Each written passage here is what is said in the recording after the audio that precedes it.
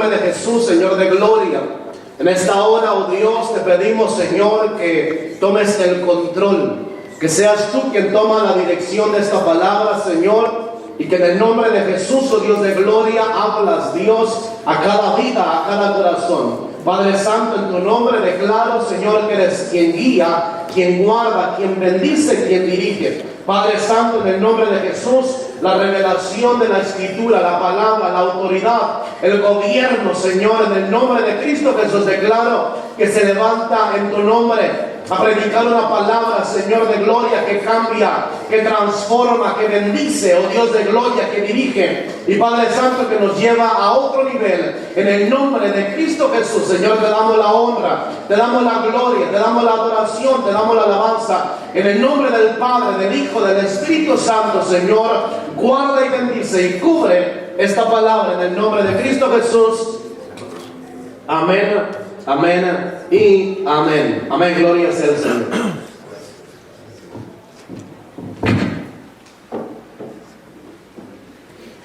Amén. Tome su lugar ahí. Dios les bendiga, hermanos. Amén. Espero que esta noche el Señor pueda bendecir enormemente su vida y que salgan realmente bendecidos. No quiero pasar por alto este momento y quiero aprovechar para decirle a doña Paula que el Señor la ha traído con un propósito aquí, porque Él no quiere verla como por la situación que esté pasando ahora. Dios quiere posicionarla en otro lugar y quiere bendecirla. Amén. Quiere ponerla en un lugar donde usted pueda recibir bendición y que usted pueda sobresalir y estar bien.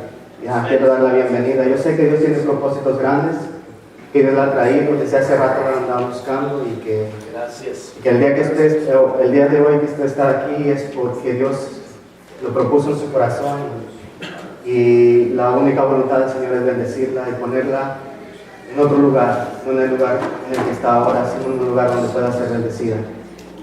Bueno, hermanos, ya que empecé con esto, yo quiero decirles que si yo le pusiera nombre a este tema hoy, yo le pondría Toma tu posición 2, porque realmente yo había predicado parte de esto un martes y el título llevaba Toma tu posición. La voluntad del Señor y el deseo de Dios es posicionarte en una posición donde tú puedas estar en plenitud con Dios, donde tú puedas disfrutar de todas las maravillas, de toda la gloria y todo el poderío que Él tiene. Entonces, esta vez yo le pondría Toma tu posición 2. Y quisiera que todos ustedes prestaran su oído y que a recibir una palabra de bendición. Y yo quiero comenzar esta noche leyendo en la carta de 2 de Timoteo, en el capítulo 4, en el verso 3. Quiero tomar este verso como base, ya que alguien que pasó circunstancias difíciles y que estuvo en problemas graves, a tal grado de que yo creo que cualquiera de nosotros hubiera desertado, hubiera estado desanimado, fue Pablo. Pablo fue un gran ejemplo para la iglesia, porque fue una persona que nunca hubo desánimo, a pesar de que sus circunstancias, el caminar en Dios fue una carrera larga la que él llevó, pero nunca tuvo desánimo, siempre tuvo buena cara al tiempo malo. Él siempre miró con buena cara al tiempo malo. Y para muestra un botón, él antes de ser sacrificado o antes de ser ejecutado por el Evangelio, él no estaba mirando a su muerte, sino él ya estaba visualizando su premio y su corona. Él tenía una mente positiva, una mente de Cristo, donde él ya sabía a dónde iba, porque sabía quién lo había llamado y sabía que había terminado la carrera. Entonces, vamos a leer, y la palabra dice así: en el nombre del Padre, del Hijo y del Espíritu Santo, y la palabra está bendecida. He peleado la buena batalla, he acabado la carrera, he guardado la fe. Por lo demás está guardada la corona de justicia, la cual me dará el Señor juez justo en aquel día, y no solo a mí, sino también a todos los que aman su venida. ¿Cuántos aman la venida del Señor? Muchas veces las circunstancias que nos rodean a veces nos hacen desviarnos un poquito del camino y la posición que Dios nos dio como iglesia. Quiero empezar hablando de la posición de la iglesia, porque Dios nos da una posición como iglesia, nos da una posición ministerial y nos da una posición algo así como individual, personal. ¿Saben por qué? Porque es bonito comenzar, pero es más bonito culminar y terminar la carrera con éxito. Llama mi atención cuando el Señor manda una carta a las iglesias. Usted ya sabe, en el libro de Apocalipsis, la palabra menciona 7 iglesias. A una las reprende, a otra las halaga, pero todas reciben bendición. Hay una sola que reprende y hay 2 que reciben halagos, pero todas tienen promesas. O sea que usted no puede decir aquí que usted no tiene promesas de parte de Dios, porque Dios tiene promesas para usted, tiene planes de bien y no de mal. Entonces vemos y quiero tomar una iglesia a las cuales se reprende, y es la iglesia de Éfeso. Y le dice: acuérdate por tanto de donde caíste, arrepiéntete y vuélvete. Escucha, vuélvete a tus primeras obras, porque de lo contrario vendré y quitaré tu candelero de su lugar. Y usted sabe, hermano, que en la Biblia la interpretación misma de cuando se le da la revelación a Juan y se le da a conocer este libro, Dios le dice que las 7 estrellas que ha visto son los 7 ángeles. En otras palabras, son los 7 pastores, porque ángel significa mensajero, y un mensajero es aquel que lleva buenas nuevas, lleva noticias. Aquel que lleva el mensaje de la palabra de Dios es un ángel. Un ángel del Señor puede ser un ángel terrenal o puede ser un ángel celestial. Y en este caso, las 7 estrellas son los 7 ángeles, son los 7 pastores, y las 7 congregaciones son los 7 candeleros. O sea, Dios representa a la iglesia como un candelero y le está diciendo en pocas palabras que la va a quitar como iglesia. En pocas palabras, le dice: si tú no vuelves al camino que empezaste, al camino que se te trazó, te voy a quitar como iglesia.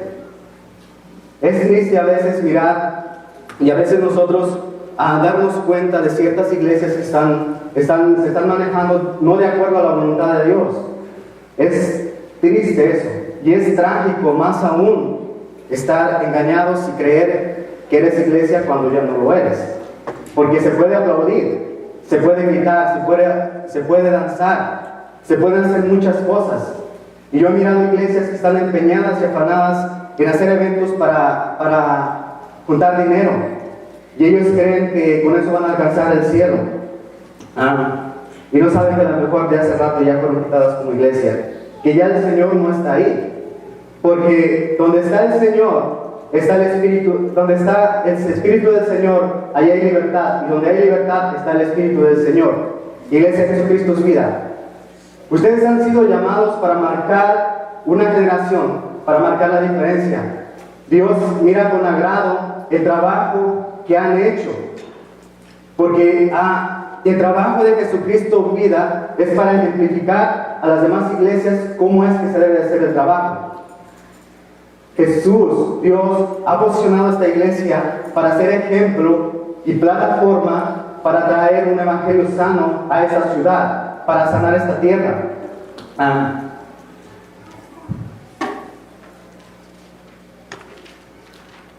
¿Saben que cuando hay libertad no hay impedimento alguno para gozarse en la presencia del Señor?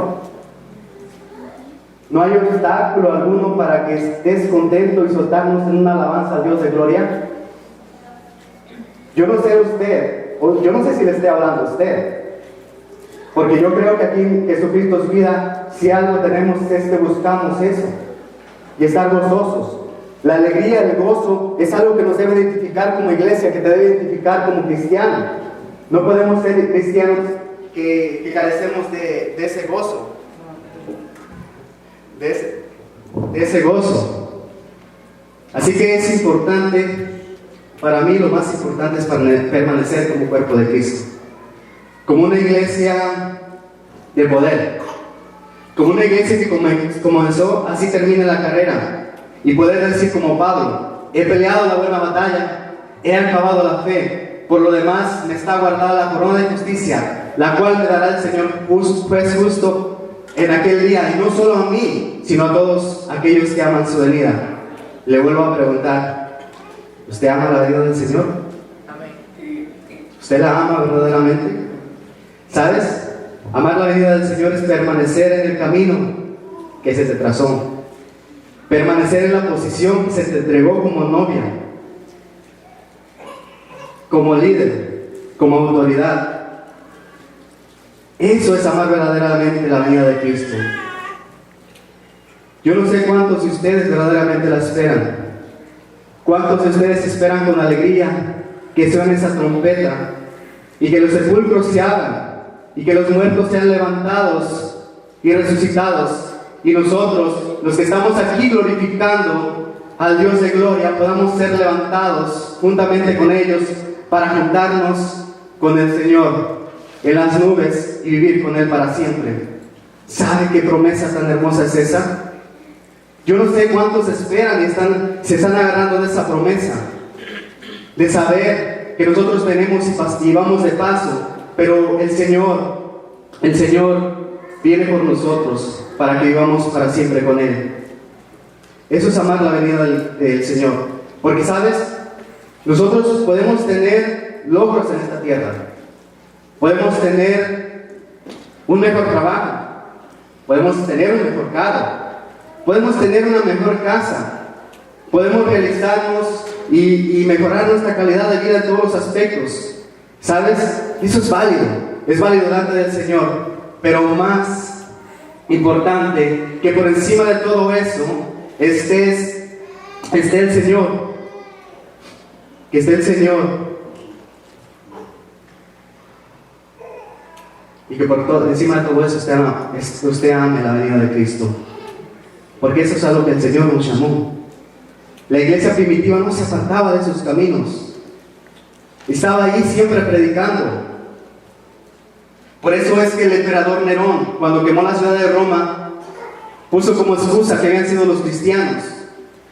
Porque los creyentes de ese tiempo creían y hablaban y decían y predicaban de una nueva ciudad, de una nueva Jerusalén, de un rey que ellos habían visto morir por nosotros en la cruz, pero que también ellos habían visto resucitar y que habían visto levantarse hacia arriba, y habían recibido promesa que de la misma manera en que Jesús se había ido hacia arriba, de esa misma manera llegaría en gloria. Yo no sé cuántos estén amando la venida de Cristo, pero qué trágico es escuchar las palabras del Señor cuando el Señor mismo dice: si no te arrepientes y vuelves a tus primeras obras, porque esto no se trata de comenzar, esto no se trata de emprender la carrera, sino de terminarla. La Biblia menciona, y es el apóstol Pablo que lo dice, que aquel que corre ilegítimamente no será coronado como atleta. Hay que correr legítimamente la carrera. ¿Cuántos de aquí hemos escuchado que hay gente que se dice ser apóstol cuando no ha caminado la carrera de apóstol? ¿Cuántos hemos escuchado que dicen que son profetas y no han caminado la carrera de la profecía? Yo no sé, hermano, yo no sé, pero el Señor mismo dice: no os engañéis, Dios no puede ser burlado.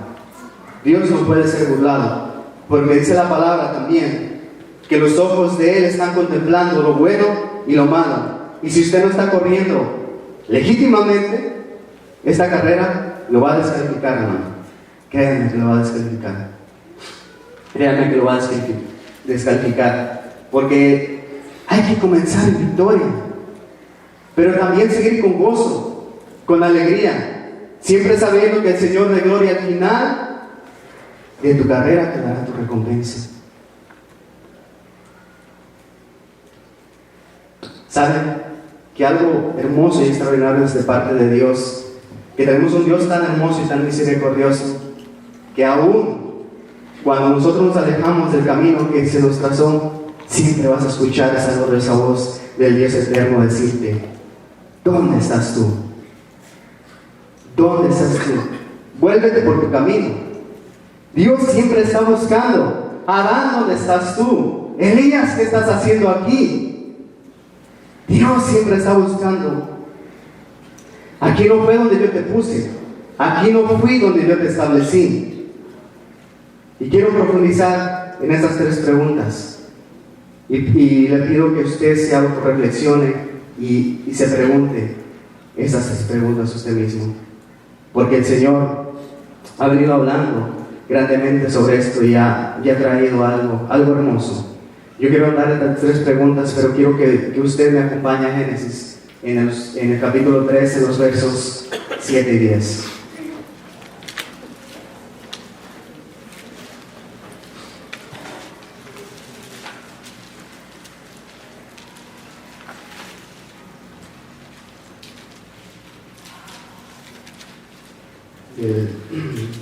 Del verso 7 al verso 10 dice: entonces fueron abiertos los ojos de ambos y conocieron que estaban desnudos.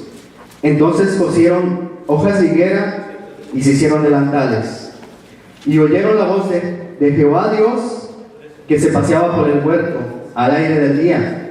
Y el hombre y su mujer se escondieron de la presencia de Jehová, de Dios, entre los árboles del huerto. Mas Jehová llamó al hombre y le dijo: ¿dónde estás tú? ¿Dónde estás tú? Quiero enfocarme en esta pregunta. ¿Dónde estás tú ahora? ¿Dónde estás? Si algo tenía Adán, era que vivía en un lugar privilegiado, en un lugar hermoso, donde había una comunión extraordinaria. A él se le había entregado el señorío de todo lo que Dios había creado ahí. Era como si él fuera el amo y señor, aunque el amo siempre va a ser Dios, ¿verdad? Pero en ese momento Dios le había puesto sobre el señorío de todo lo que Dios había puesto ahí. Cuando Dios le hizo la pregunta, prácticamente Adán lo había perdido todo. Lo había perdido todo. Dios sabía de antemano dónde estaba escondido Adán, porque ahí estaba la presencia de Dios en ese lugar. La pregunta más era enfocada acerca de la posición que Dios le había dado. ¿Dónde estás tú? ¿Dónde estás tú, Jesucristo, vida? Este no es el lugar que yo te puse. Este no es el lugar donde yo te posicioné. Yo le decía, prácticamente en pocas palabras, yo te posicioné en el liderazgo, en la autoridad, en el dominio, en el poder, en la santidad y en la capacidad de escuchar mi voz. Esa es la posición en la cual Dios te quiere poner, en la cual Dios ya te puso. Yo no sé si usted me está entendiendo lo que yo le estoy diciendo. Yo no sé si usted esté captando la dimensión de lo que Dios quiere hacer en su vida y dónde te está posicionando. Te está posicionando al nivel que tenía Adán. Adán tenía el liderazgo. Tú tienes el liderazgo, el cual perdió al obedecer a Eva. Él era el líder de Eva, no Eva de Adán. Adán tenía la autoridad sobre toda bestia del campo. Se la quitó la serpiente. Adán tenía el dominio propio, porque sabes, cuando Dios le dio a Adán el libre albedrío, que viene siendo el poder de decisión, Dios ya le había dado el dominio para gobernar sus emociones y sus tentaciones, pero él lo perdió por dejarse llevar por las palabras de Eva. Tenía el poder, escúcheme bien, Adán tenía el poder para revertir la historia. Usted tiene el poder para revertir la historia en Indiana, y no solamente en Indiana, en Estados Unidos y en el mundo. Adán tenía el poder para haber revertido la historia. Vivía bajo la presencia de Dios y también lo perdió. Tenía un ministerio grande. Sí sabían que Adán tenía ministerio, ¿verdad? Cuando Dios le dijo a Adán que le daba la tierra para que él la labrase y la cuidase, le había entregado su ministerio. Su ministerio de Adán era cuidar. El primero que tenía que cuidar ese árbol y que nadie lo tocara era Adán. y él fue el primero que lo tocó. Entonces él perdió su ministerio. Él acababa de perder algo tan importante y tan grandioso que le había dado Dios, que era cuidar y labrar la tierra.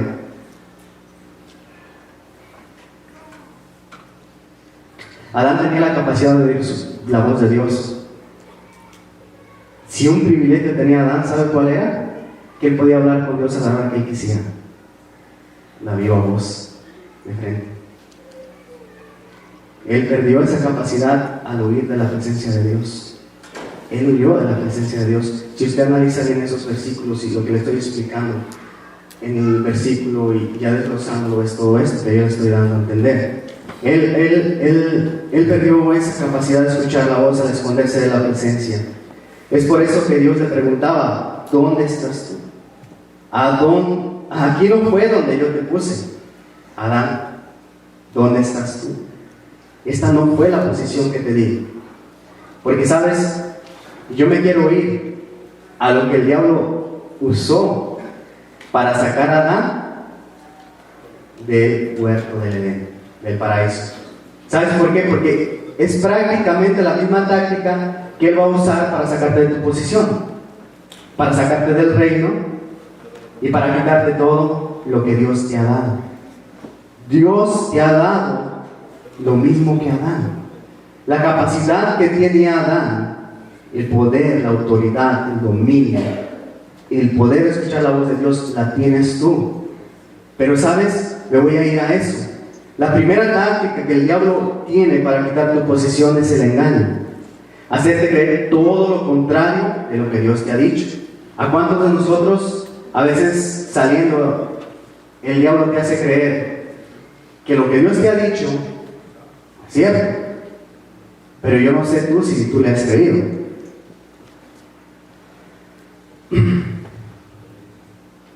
El día que un cristiano comienza a prestar atención a comentarios que no edifican, como el hablar mal de la iglesia y el liderazgo, y no autorizas esa autoridad que Dios te ha dado, terminarás siendo seducido como Eva por la serpiente.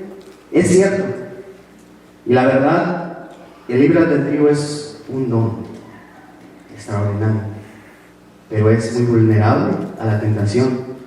Por eso Dios te dio ese dominio propio, para que tú puedas tener autoridad sobre ti mismo. Y si tú tienes autoridad sobre ti mismo, tú podrás tener autoridad sobre los demás. Tú podrás tener autoridad sobre los demás. Adán se le olvidó que había sido puesto como líder, no solo de Eva, sino de la serpiente y de todo lo que Dios había creado. Adán se le olvidó la autoridad. En pocas y simples palabras, se le olvidó su posición. Había dejado que la serpiente por un instante gobernara sobre la mujer. Yo no sé si usted logre captar lo que yo estoy diciendo. Cuando usted se deja llevar por palabras que usted no debe de escuchar y comentarios que no le van a edificar, usted le está dando a ese comentario que gobierne sobre su vida.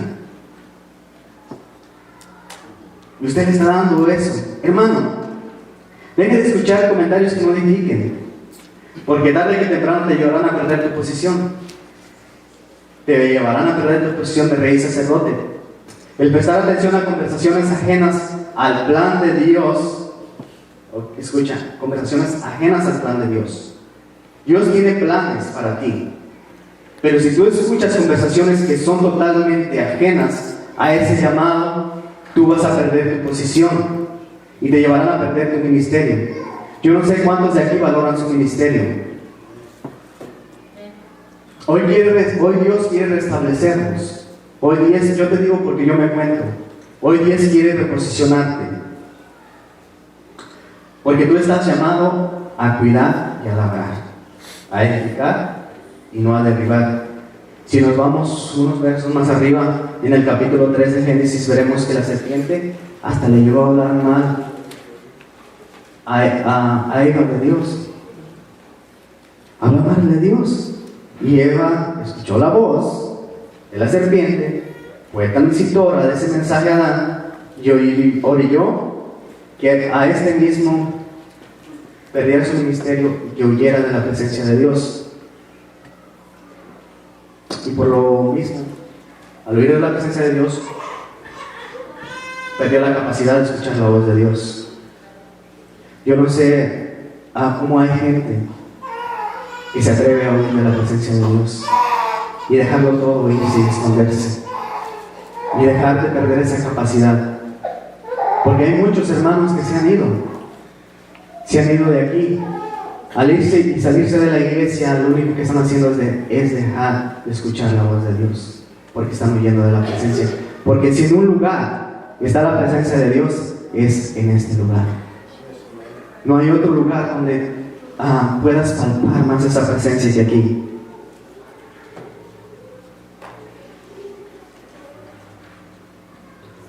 Como te digo, las circunstancias por las cuales alguien deja su posición pueden ser muchas, pero la clave está en saber escuchar.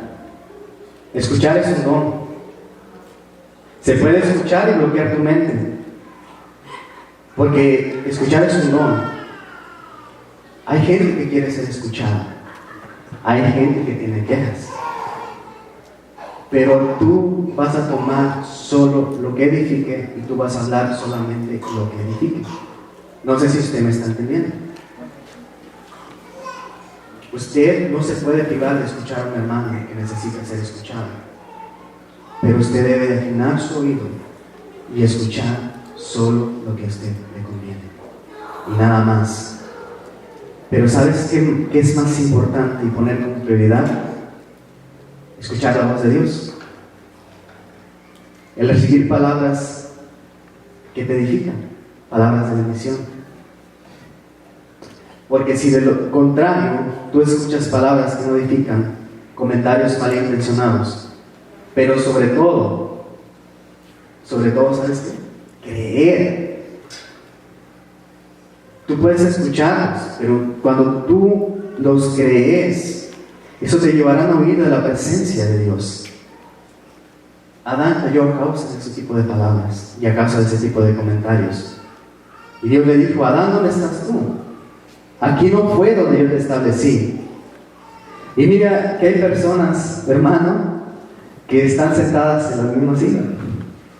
Eso no es para Jesucristo vidas, es para los que están viendo en televisión, ¿ok? Aquí todos trabajamos, aquí no estamos sentados en la misma silla. Otros cuantos están en otro lugar donde Dios no los puso. Recuerde cómo comenzó, hermano. Recuerda ese entusiasmo, ese gozo, la sabiduría y la inteligencia para saber que el Dios que lo salvó es el mismo Dios al que usted sirve. Es el mismo Dios al que usted sirve. Recuerde cuando se sentía orgulloso de ser parte de la obra de la iglesia. Pero tal vez, yo no sé, tal vez algunos, su situación ahora sea completamente distinta. Que el desánimo ya te haya quitado tus fuerzas, tu aliento.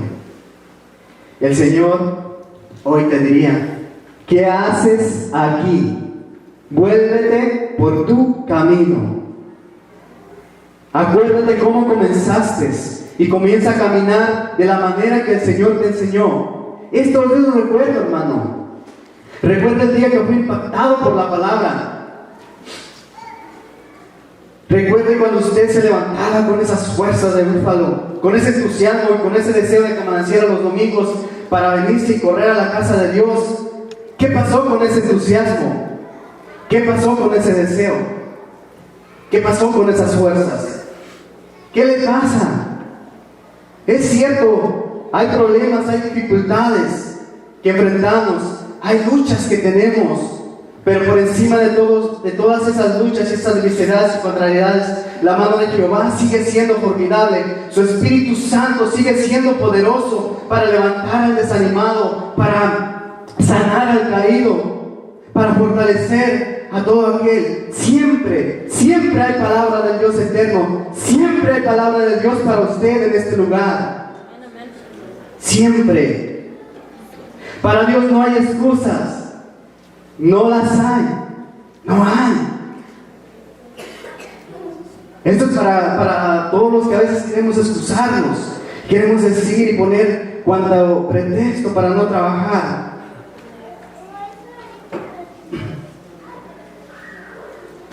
Yo no sé usted, y si algún día usted se ha encontrado a un hermano que se ha apartado de los caminos del Señor, se tornan difíciles, se la saben de todas. Es más fácil traer a una persona que nunca ha venido a la casa de Dios que traer a un hermano que ya pisó la casa.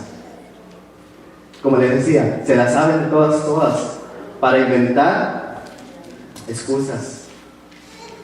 Trazan sermones extraordinarios. Le ponen unas enseñanzas que dices, wow, ¿cómo es posible que estés aquí en una iglesia? Según ellos, para darle sus razones por las cuales no viene a la iglesia. Qué contrariedad, ¿no? Es que siempre va a haber gente que va a querer interpretar la Biblia a su manera. Y cada uno va a tomar su propio versículo. Así es que este es mío y este me queda. Pero sabes, para Dios no hay excusas. No hay. Pero no se avergüence, hermano. Si a usted le ha pasado, yo sé que no. No se avergüence. ¿Sabe por qué? Porque Elías hizo lo mismo. Pero yo le voy a decir algo. Usted puede decir todo lo que quiera y todo lo que venga a su mente y buscar todas las razones y las excusas que usted pueda inventar. Pero Dios le va a decir, ¿qué haces aquí? Vuélvete por tu camino. Deja de escuchar palabras vanas. Deja de inventar excusas. Tus oídos solamente deben de estar atentos a escuchar palabras de bendición. No te creas lo que te dice el diablo. No te creas. Porque si alguien habló a Eva, no fue la serpiente, fue el diablo. Fue el diablo que quería sacarlos desesperadamente de ese lugar, de ese privilegio que tenían delante de Dios. Él siempre te va a querer ver desanimado, deprimido y huyendo, tal como le pasó a Elías. Pero para que usted vaya agarrando el hilo de lo que yo le estoy hablando, acompáñame en Primera de Reyes, en el capítulo 19. Vamos a leer el capítulo 1-2 para que usted vea el tipo de palabras que escuchó Elías y el tipo de palabras que usted no debe escuchar. Vamos a leer esos dos primeros versos. Primera de Reyes, capítulo 19, verso 1 y 2.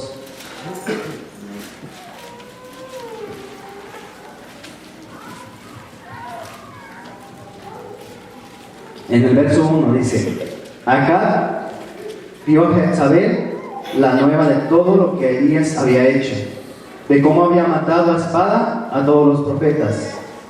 Entonces envió Jezabel a Elías un mensajero, diciendo: Así me hagan los dioses y aún me añadan más, si mañana a estas horas yo no he puesto tu persona como la de uno de ellos. Como le decía, hermano, escuchar la voz del enemigo, porque Jezabel era enemiga de Elías. Ella servía a dioses ajenos a Dios. Y Elías le había matado a todos sus profetas.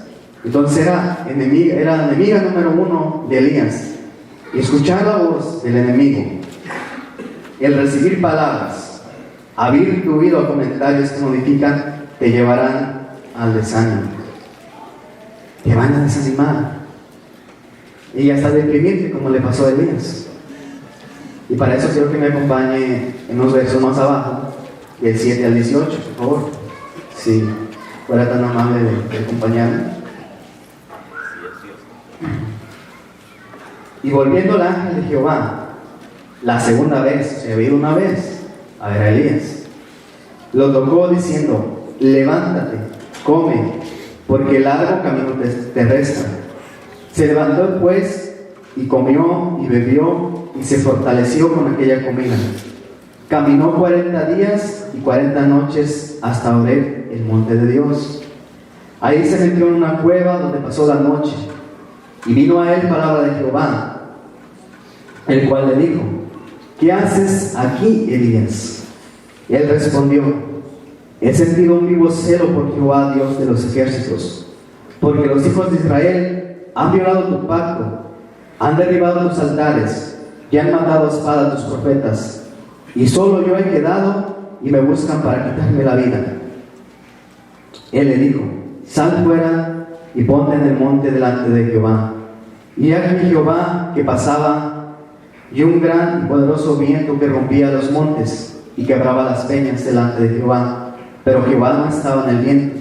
Y tras el viento un terremoto, pero Jehová no estaba en el terremoto. Y tras el terremoto un fuego, pero Jehová no estaba en el fuego. Y tras el fuego un silbido apacible y delicado. Y cuando lo oyó Elías, cubrió su rostro con su manto, salió, se puso a la puerta de la cueva, y aquí vino una voz diciendo: ¿qué haces aquí, Elías? Él respondió: he sentido un vivo celo por Jehová de los ejércitos, porque los hijos de Israel han dejado tu pacto, han derribado tus altares y han matado a espada a tus profetas, y solo yo he quedado y me buscan para quitarme la vida. Y le dijo Jehová: ve y vuélvete por tu camino, y ungirás a Hazael por rey de Siria. A Jehú, hijo de Nisi, ungirás por rey sobre Israel, y a Eliseo, hijo de Safán, de Abed-mehola, ungirás para que sea profeta en tu lugar. Y el que escapara de la espada de Hazael, Jehú lo matará, y el que escapara de la espada de Jehú, Eliseo lo matará. Y yo haré que queden en Israel 7,000 rodillas, 7,000 cuyas rodillas no se doblaron ante Baal y cuyas bocas no lo besaron. Si usted analiza un poco ahí, lo que yo puedo sacar es que la primera reacción de una persona que ha prestado atención a palabras ajenas al reino es huir de la presencia. Adán escuchó y huyó de la presencia. En el verso 4 de ese capítulo dice, más atrás, dice: él se fue por el desierto. ¿Qué hizo Adán? Lo mismo. Cuando escuchó esas palabras, escondió la presencia de Dios. Elías huyó. Segunda reacción: no sentirse digno. Bástate ya, oh Jehová, quítame la vida, pues no soy yo mejor que mis padres. Él no se sentía digno. Adán y Eva lo mismo, se taparon su vergüenza. Ellos se escondieron de la presencia de Dios porque ellos no se sentían dignos de que Dios los mirara sin nada. Dios los había mirado, sí. Pero yo no sé cuántos de aquí a veces no queremos llegar y ministrar a la presencia de Dios porque a lo mejor fuimos pecadores o traíamos pecado. Si Dios siempre nos ha mirado así, ¿de cuándo acá te da por esconder tu desnudez delante de la presencia? Y esa es una actitud que ellos también tuvieron, al igual que Elías. Él no se sentía, él creía que era igual que los hijos desobedientes del pueblo de Israel. Tercera reacción: fijar tu mirada en los errores de los hijos de la casa. En el verso 14 de ese capítulo dice: porque los hijos de Israel han dejado tu pacto. Si algo va a detener tu ministerio y si algo va a detener lo que Dios tiene para ti, va a ser cuando tú comienzas a mirar los errores de tu hermano. Cuando tú comienzas a mirar lo que alguien está haciendo mal, eso va a detener tu ministerio. Eso va a detener tu ministerio. Cuarta reacción: creer que ya no hay santidad. Verso 14: han derribado tus altares. Si algo es santo, es un altar. Muchas de las veces se puede llegar hasta creer que ya no hay santidad en el altar de Dios. Y yo no sé a usted, pero para mí, este lugar sigue siendo santo. Porque un lugar no hace santa a las personas hacen santo a un lugar. Y para mí, este lugar es santo, y yo por ende lo hago santo. Entonces, esa es la cuarta actitud. Él creía que ya no había altares, ya no había santidad a Jehová. Quinta reacción, creer que ya no hay revelación en la casa. Verso 14, han matado a tus profetas. Pero yo quiero que ponga atención que un capítulo antes, en el verso 13, Abdías, que era un sirviente del rey Acab, le había dicho que él había escondido a 100 profetas. ¿Cómo es que decía él que no había profetas? Que nada más se quedaba. Yo no sé si algún día ha pasado y llegar a esa actitud de decir que ya no hay revelación, pero quiero pasarme a esta actitud. Dice, creer que está solo, y otra vez en el verso 14 dice, solo yo he quedado. Yo no sé, hermano, si usted logre captar lo que yo le quiero decir hoy. Nosotros como iglesia hemos sido un pueblo escogido. Desde el momento en que nosotros nacimos, Dios ya nos había escogido un pastor, el pastor Martín. Yo no sé si usted está de acuerdo. Ya nos había señalado para que fuéramos parte de su iglesia. Cada uno de nosotros, cada uno de nuestros hermanos, Dios los escogió y los señaló con el dedo para que estuvieran hoy aquí. No quisiera profundizar tanto porque este tema es amplio, pero yo toqué ese tema con los jóvenes hace tiempo. Y yo les decía, porque esa vez Dios me llevó a hablar de la amistad. Pocos hablan de la amistad en la Biblia. Y yo no sé por qué Dios me decía que Él hablara de la amistad. Y yo les decía, ¿saben qué? En la idea de Dios, cuando Dios creó la amistad, fue cuando creó a Adán. ¿Sabes por qué? Porque le dio el poder de decisión, un libre albedrío. O sea, Adán decidía. Y Dios quería eso. Porque todos los que estamos aquí, ustedes pueden elegir a sus amistades. Dígame si no. Cuando Dios creó a Adán, lo creó porque Él quería un amigo. Más adelante, el postrer Adán le dice a sus discípulos, ya no los llamaré más mis siervos, los llamaré mis amigos. O sea, porque había un plan de Dios. Era una idea genial, una idea extraordinaria. Pero tus hermanos los elige Dios. Así es que usted no menosprecia nada aquí. Porque Dios te dijo que todos los que congregan en la iglesia serán hermanos. Entonces yo creo que mis hermanos los escogió Dios por mí. Y ese es algo hermoso. Es algo extraordinario. Es algo hermoso. Yo no sé a usted si logra captar el nivel del que yo le estoy hablando. Entonces, ¿cómo es que él se sentía solo? Si tenía un pueblo que lo rodeaba. Y más abajo Dios le dice que había guardado 7,000, cuyas rodillas se habían doblado y sus bocas no lo habían besado. Usted no se puede sentir solo cuando está rodeado de hermanos. Y sobre todo hermanos que Dios le escogió. Pero aún más, no se puede sentir solo. Porque si Dios lo llamó, Dios lo trajo, Dios está con usted. Eso es lo más hermoso que puede haber. Dios está con ustedes. ¿Por qué sentirse solo? Pero Elías decía, he quedado solo, estoy solo. La séptima y última reacción del hijo de persecución. Me buscan para matarme. ¿Cuántas veces hemos creído que todos están en nuestra contra? Que ya no necesitan de nosotros, que ya no somos parte importante de la iglesia o del ministerio, o sea que ya te buscan para matar tu ministerio, matarte. Pero sabes que a ti no te debe de importar lo que tú sientas, lo que tú mires. Tú debes de tener la convicción y saber quién te llamó, y si ese llamado es de Dios, no lo van a detener nadie, ni tú mismo. Por eso hoy Dios te dice, ¿qué haces aquí? Vuélvete por tu camino, el camino que yo te enseñé, por el camino de gloria. Recuerda, hermano, esta palabra que está en el libro de Ezequiel, donde el Señor nos dice que nos va llevando a la plenitud, a su gloria. No se acuerda en el libro de Ezequiel donde dice claramente: y aquel varón midió 1000 codos y quiso pasar las aguas hasta los tobillos. El día que tú te convertiste, Dios te hizo pasar las aguas hasta los tobillos. Pero no solo eso, no te dejó ahí. Midió otros 1000 codos y te hizo pasar las aguas hasta las rodillas. Y luego aquel varón midió otros 1000 codos y quiso pasar las aguas hasta la cintura. Y luego midió otros 1000 codos y quiso pasar las aguas hasta los hombros, hasta la espalda.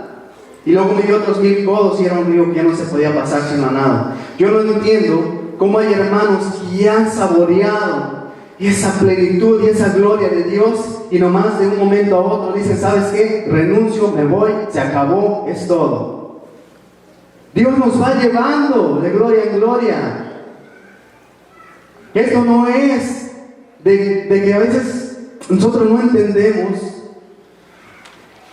y no comprendemos que esto es una carrera, pero es una carrera de resistencia. Es una carrera de resistencia. Yo no sé por qué no entendemos que Dios nos ha traído por el camino del poder, la autoridad, de la unción y de la dinámica. Qué bonito es ver a una iglesia en el poder de Dios. Qué bonito es ver a una iglesia en el poder de Dios. ¿Quién dice amén? Aquí hay una iglesia que está en el poder y el fuego de Dios. Qué bonito es ver a un cristiano en el poder de Dios. Qué bonito es ver a un creyente que no necesita que le estén dando empujoncitos para que llegue al altar y se postre ante la presencia de Dios, que siempre está bajo esa presencia. Como dice cierto salmista: una cosa te pido, Dios, y esa buscaré: estar en tu casa, oh Jehová, todos los días de mi vida, para contemplar tu hermosura. ¿Dónde está ese deseo por la presencia? ¿Dónde está ese deseo por contemplar la hermosura de Dios? Ese no es el camino que se nos enseñó. Hoy se nos hace creer que hemos alcanzado más gracia y que ya no necesitamos llegar a la casa de Dios. Se nos hace creer que tenemos más gracia. Oh, Dios me va a perdonar. Algún día regresaré y Dios me va a perdonar. No necesito ahora. No quiero a Dios ahora. Dios es gracia. Y yo sé que el día que regrese me va a perdonar. Pero esa vez dice la palabra de Dios: buscadme y viviréis. Buscar a Dios es buscar vida. Buscar a Dios es buscar conocimiento. Buscar a Dios es buscar sabiduría. Buscar a Dios es buscar plenitud en tu vida. Alabado sea el nombre de Jesús. Eso es buscar a Dios. Buscadme y viviréis, dice el Señor. ¿Se siente débil? Busque a Dios. Déjame decirte algo: el desánimo y el desaliento nos llega a todos. Todos tenemos que pasar por esto.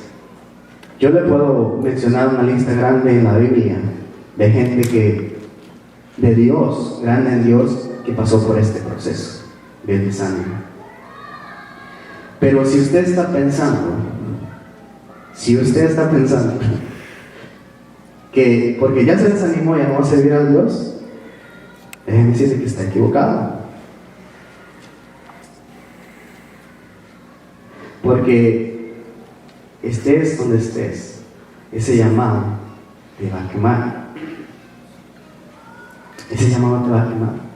Y como les decía, el desánimo nos llega a todos. Porque esa es la verdadera prueba. Esa es la verdadera prueba de fe. Cuando tú estás naufragando en ella, en la fe. Porque mucha gente puede decir y piensa que prueba es que lo corrieron del trabajo. Imagínense, al ateo lo corren del trabajo y no llora. Prueba que se les descompuso el carro. Al incrédulo se descompone el carro y no se anda quejando. Solamente a veces yo creo que ha de decirnos simplemente algo malo me está pasando o estoy en una mala racha. Muchos pensamos que prueba es tener o no tener dinero. Pero yo no sé cuántos de ustedes a veces en México no cargábamos ni un peso y ahora con $100, $200 estamos quejando. Por lo menos tienes algo. Hay gente que no tiene nada, hay gente durmiendo en los puentes, hay gente que no tiene ni para comer. La verdadera prueba es cuando tú estás naufragando en tu fe, cuando no tienes fuerzas para seguir adelante. Esa es la verdadera prueba. Porque esto es, y yo te lo quiero ejemplificar, como cuando a un carro se le prende una luz en el tablero, que quiere decir que está fallando, que algo anda mal. Pues cuando llega a ti, o tú tienes pereza para venir a la iglesia, sientes desánimo, se te prende una luz en el tablero de tu espíritu, que te está diciendo que algo mal viene. Por tanto, es ahí cuando hay un aviso de desánimo, y es ahora que debes de correr como nunca al verdadero taller del mecánico que sabe arreglar. Saben, nosotros, hermanos, cuando nosotros empieza a fallar el carro, a veces no tenemos dinero para arreglarlo, a veces está descompuesto de algo grave y a lo mejor no tenemos dinero. Pero Dios dice, por tanto, venir y comprar sin dinero no te cuesta nada. Venir a arreglar ese problema con Dios no te cuesta nada. Solo hay que levantarse y correr al taller. ¿Sabes tu necesidad, tu problema? Solo lo puede arreglar Dios aquí en su altar. Y aquí en su altar hay ángeles que son espíritus ministradores al servicio de los santos.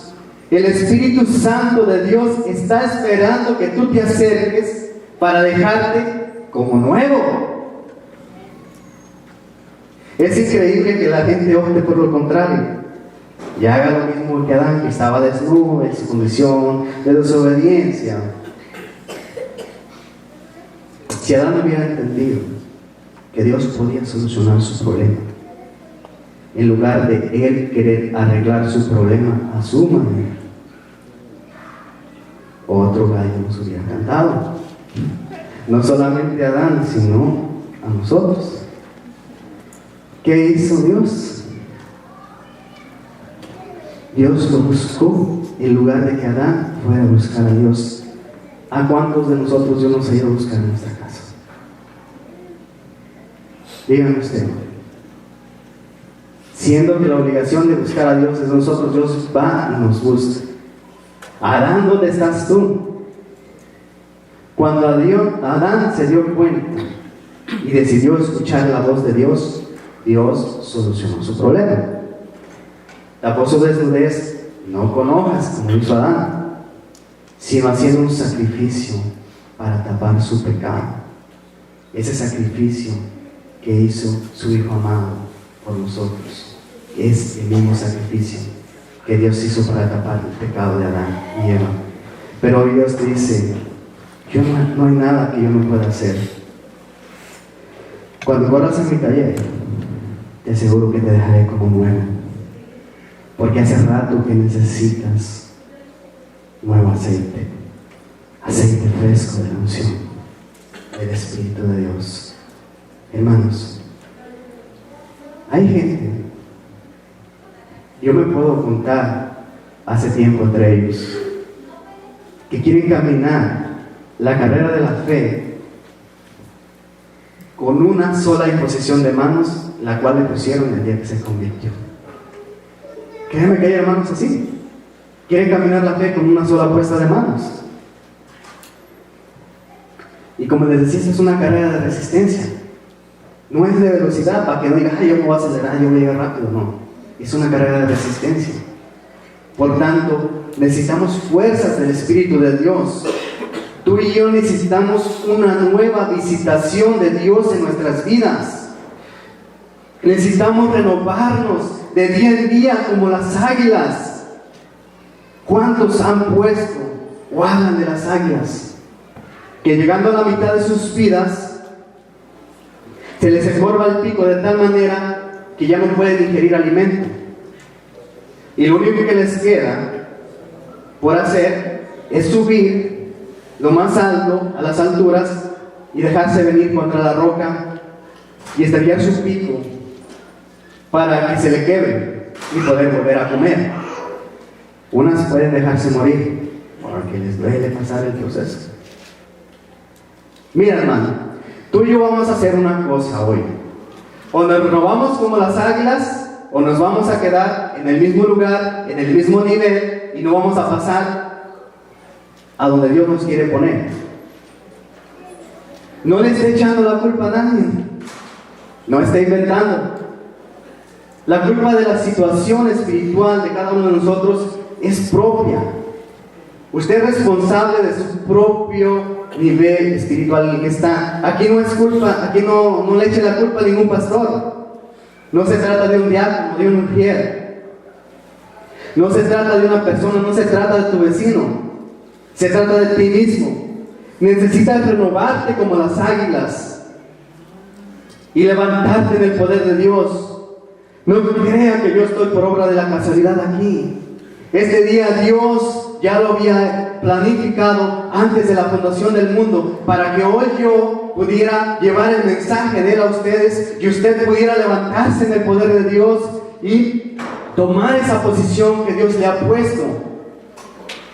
Yo podría darle la descripción total de cómo yo pude llegar hasta este día aquí, y usted tal vez entendería un poco más, pero yo sé que la primera vez que me paré a tocar este tema, mi mente estaba bloqueada.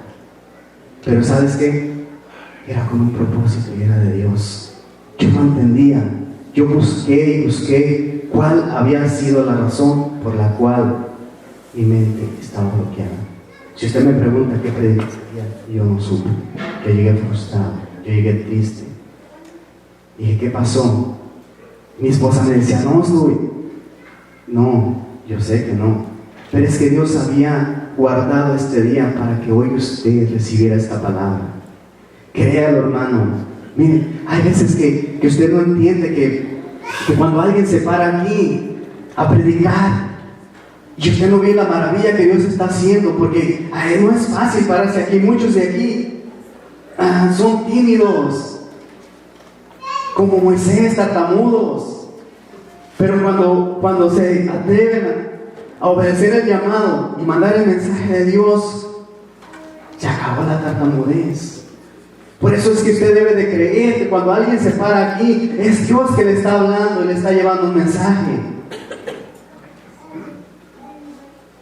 Como les decía, renuévate como las águilas, levántate en el poder de Dios. Yo no sé si usted me está entendiendo, pero usted mismo es responsable. Dios te dio una posición. Si te has desviado, retómala. Dios ya te estableció, solo créele a Él y no a los comentarios que no edifican. Yo he visto a 2 o 3 personas aquí que verdaderamente toman su posición, que no les importa nada, porque Dios los llamó para bendecir y ser de bendición. Eso es de aplaudir. Eso es de aplaudir, hermano. Y darle toda la gloria y la honra a Dios. Y decirles a esas personas que no se aparten de ese camino que Dios les trazó. Y yo sé que muchos aquí tenemos quejas. No se preocupe, Elías también tenía quejas. Hay más varones en la Biblia que tenían quejas. Abacú tenía quejas. Muchos han tenido quejas. Tal vez yo he tenido quejas. Pero ¿sabes qué? Lo importante es que cuando tú tengas tus quejas, tú no tienes que llegar a contárselas a tu hermano. Para eso está Dios. Elías llegó con sus quejas ante Dios. Si tú tienes la convicción de que este ser tan extraordinario como es el Señor puede hablarte, también tiene la habilidad de escucharte y guiarte y para hacer las cosas correctamente. Elías tenía muchas quejas y las de él sí estaban fundamentadas. Y fundamentadas porque estaba pesada la cosa en ese tiempo. Había una apostasía terrible en Israel. Estaba difícil para los profetas caminar en esos tiempos. Pero miren, a veces es triste mirar cuando una persona cae en un estado como el de Elías. Dice el relato que él caminó, y una de sus reacciones, o la primera reacción que pueda tener una persona deprimida, es quererse morir. Bástate, Jehová, no soy yo mejor que mis padres, quítame la vida. Yo no sé si usted lo ha dicho algún día. Yo sé que no lo ha dicho. Yo sé que no lo ha dicho. Pero te voy a decir algo. No te mueres nada. Tú tienes que cumplir tu carrera. Así que sé valiente y deja de quejarte, porque después de que Dios te señaló, después de que Dios te llamó, no hay nada ni nadie que detenga ese llamado. Porque donde quiera que tú vayas, ese llamado te va a quemar. Como dijo Jeremías, no me acordaré más de él y no hablaré más en su nombre, mas había un fuego en mi corazón metido en mis huesos. Traté de sufrirlo y no pude. Hay muchos que se han ido de la iglesia, pero sabes, allá donde están, ese llamado lo está quemando, porque en un instante, si te das cuenta, ya están hablando de Dios, ya están hablando de las grandezas que en un momento hizo en su vida. Hay muchos que se han ido de la iglesia, pero se les ocurre aprender Vida TV. ¿Sí, Vida TV? ¿La televisión de Jesucristo? ¿Cómo se llama? Vida TV. Vida TV. Se les ocurre aprender Vida TV para ver qué está sucediendo, para indagar un poquito ahí curiosamente, pero ahí mismo Dios, por medio de este medio, los atrapa. Yo no sé si usted lo está creyendo, pero yo creo que muchos de aquí se han ido, pero vuelven a prender el televisor y ahí el Señor les vuelve a decir: ¿qué haces aquí? Este no es día para estar dormido, este es día para correr a la casa de Dios, a alabar al Señor de señores, al Rey de reyes. Extraordinarias las cosas que hace Dios. Yo sé que en los planes de Dios estaba la televisión.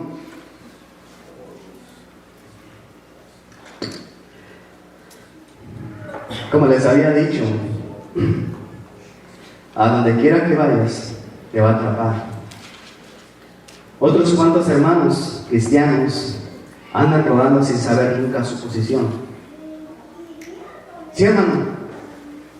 Hay muchos que andan en otros lugares, explorando iglesias, explorando hermanos, a ver cuál se acomoda, tal vez a su forma, o a su presupuesto, no sé, o qué sé yo. Pero andan buscando y explorando, y eso les impide saber. Créanme que nunca van a saber cuál es su posición en la cual Dios les puso. Nunca van a saber el llamado que Dios les puso. Porque muchas de las excusas pueden ser que los haya lastimado. Pero aquí no es que alguien te haya lastimado o alguien te haya desprestigiado, te haya maltratado. ¿Sabes? Lo que pasó es que no tuviste la sabiduría para discernir el propósito por el cual Dios te tenía en esa situación. Yo no sé si usted entienda que cada proceso, cada prueba, cada situación y circunstancia que usted vive es para crecer espiritualmente en Dios, y la mayoría son propósitos de Dios. Mucha de esa gente no entendió, no tuvo la sabiduría para discernir el tiempo en el cual Dios lo estaba llevando, o el tiempo que estaba viviendo en Dios. Eso es un tremendo error, y los ha llevado a perder saber cuál es su posición. Pero sabes, yo creo en un Dios de restauración. Yo creo en un Dios que, así como le dijo a Elías, le puede decir a cualquiera: vuélvete por tu camino. Vuélvete por tu camino, toma tu posición, afiánzate en Cristo Jesús. Porque tan desanimado estaba el profeta Elías que se acostó a dormir. Gente dormida espiritualmente. Y dice: es que el pastor ya no predica como antes. Antes sus sermones eran cortos y poderosos y ahora son largos y aburridos. Es que el ministro de alabanza da sueño. Es que las panderistas ya no mueven nada. ¿Sabes qué? Estás dormido. Estás, pero requete bien dormido. Gente que antes un suspiro el culto, ahora se le hace una eternidad. Pero Dios te dice, levántate, despiértate, y la luz de Cristo te alumbrará. Hermano, yo quisiera decirle hoy,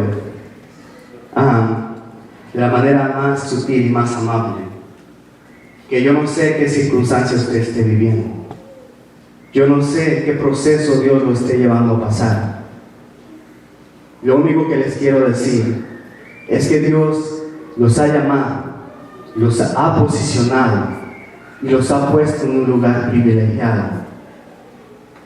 Jesucristo's vida es un lugar privilegiado. Es un privilegio ser parte de esta iglesia. Espero que hoy Dios pueda llevarte a entender y a que tú reflexiones sobre estas preguntas, pero no sobre todas estas preguntas, sino el desarrollo de esta predicación, para que tú puedas en tu casa discernir y entender verdaderamente lo que Dios está esperando de ti, lo que Dios está esperando de ti como iglesia. Le voy a pedir al hermano que